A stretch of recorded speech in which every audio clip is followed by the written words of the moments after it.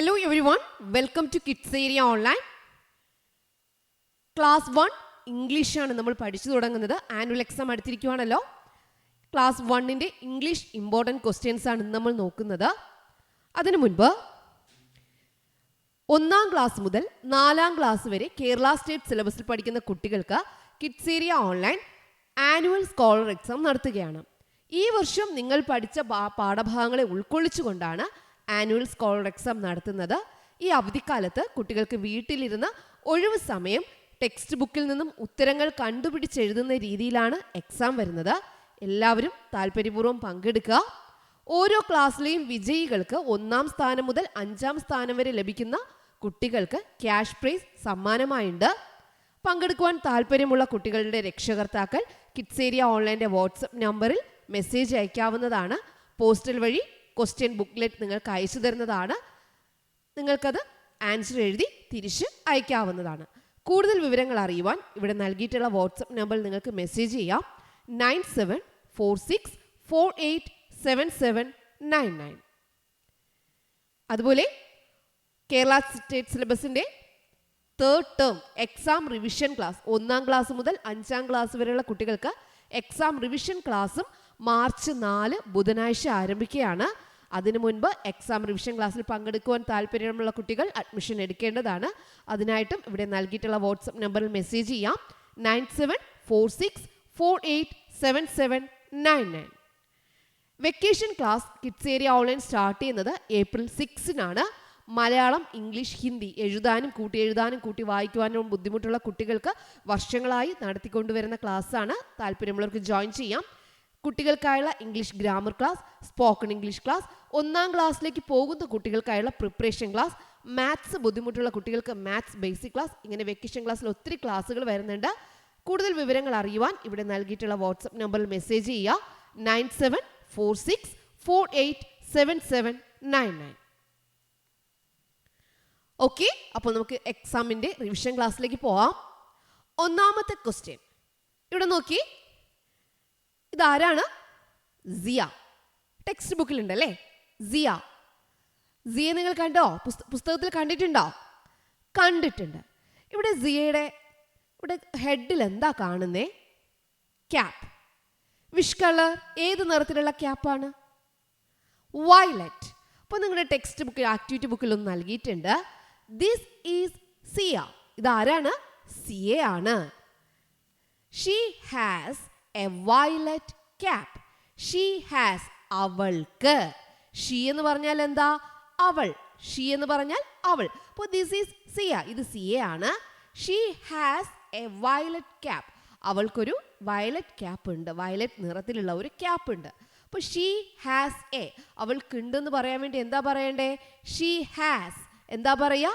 She has A violet cap. ഒരു violet cap ഉണ്ട്. അങ്ങനെയാണ് എങ്കിൽ ടീച്ചർ ക്വസ്റ്റ്യൻ മാറ്റിത്തരാം. നിങ്ങളത് എന്ത് ചെയ്യണം? ഫിനിഷ് ചെയ്യണം. റെഡി? യെസ്. ഓക്കെ, ക്യാപ്പിൻ്റെ കളർ ടീച്ചർ ഒന്ന് ചേഞ്ച് ചെയ്തു. ഇനി നിങ്ങൾ പറഞ്ഞു എങ്ങനെയാ പറയുക? എങ്ങനെ എക്സാമിന് എങ്ങനെ എഴുതുക? എങ്ങനെയാണ് ഡിസ്ക്രിപ്ഷൻ ഫിനിഷ് ചെയ്യുന്നത്? എങ്ങനെയാണ് ഡിസ്ക്രിപ്ഷൻ എങ്ങനെ എഴുതുക? ഇതാരാ? സിയ. അപ്പോൾ ആദ്യം എന്താ പറയുക? This is Siya. This is Siya. ഇപ്പോൾ ടീച്ചർ സ്പീഡിൽ പറയുവാണ്. നിങ്ങൾ എന്ത് ചെയ്യുക? എഴുതി നോക്കണം കേട്ടോ. എഴുതി നോക്കുക. This is Siya. ഇനി എന്താ എഴുതുക? അവൾക്ക് എന്താ ഉള്ളത്? യെല്ലോ നിറത്തിൽ, മഞ്ഞ നിറത്തിൽ എന്തുണ്ട്? ക്യാപ്പ് ഉണ്ട്. അതെങ്ങനെ എഴുതുക? She has. എന്താ എഴുതുക? She has.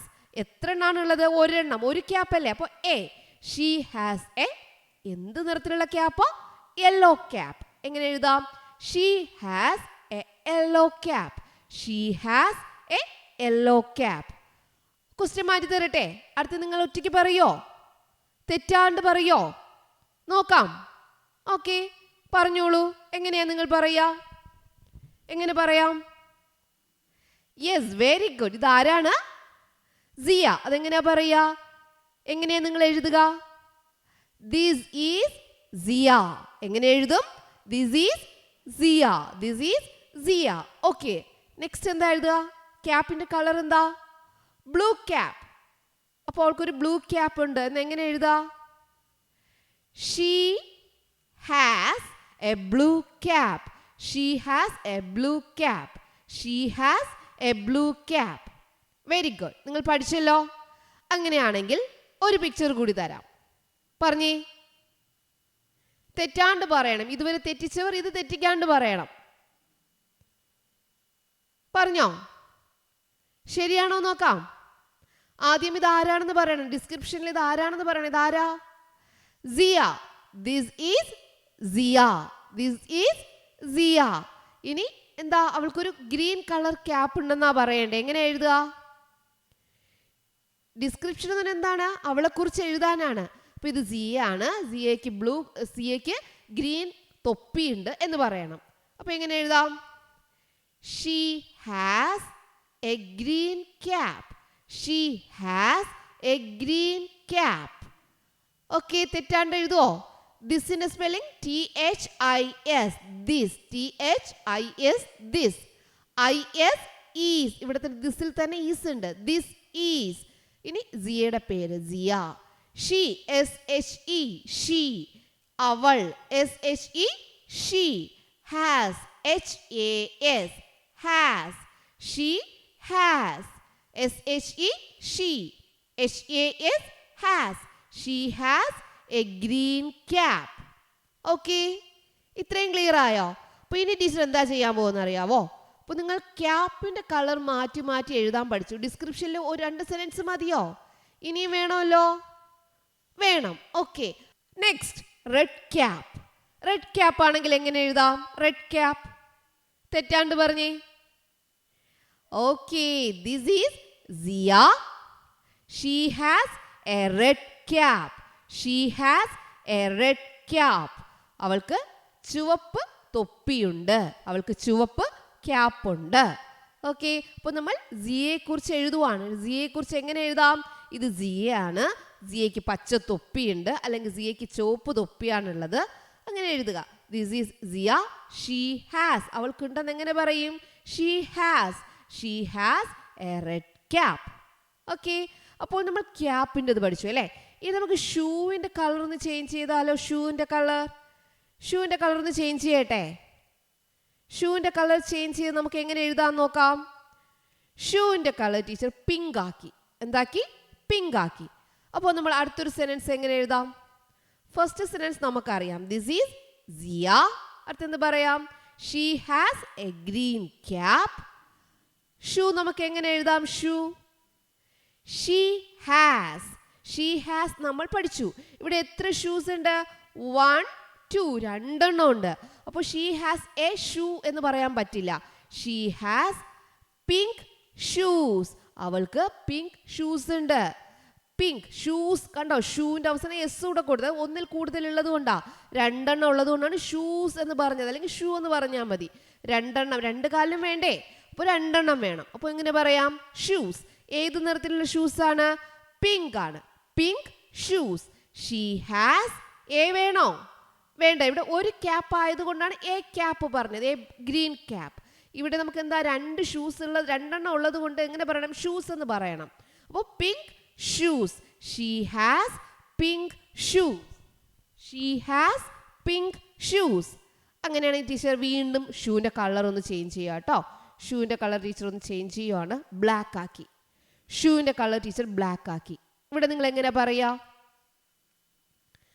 Okay. This is Siya. She has a green cap. അടുത്തത് ഷൂവിൻ്റെ കളർ എങ്ങനെയാ പറയാ? She has black shoes. She has black shoes. She has black shoes. മനസ്സിലായോ? തെറ്റാണ്ട് പറയാൻ പറ്റും. 3 സെന്റൻസ് നമ്മൾ ഡിസ്ക്രിപ്ഷനിൽ പഠിച്ചു. ആദ്യം പേര് പറയുക. ഇനി വേറെ പിക്ചറാണ് തരുന്നതെങ്കിൽ, ഇപ്പോൾ റിയയുടെ പിക്ചറാണ് തരുന്നതെങ്കിൽ ദിസ് ഈസ് റിയ.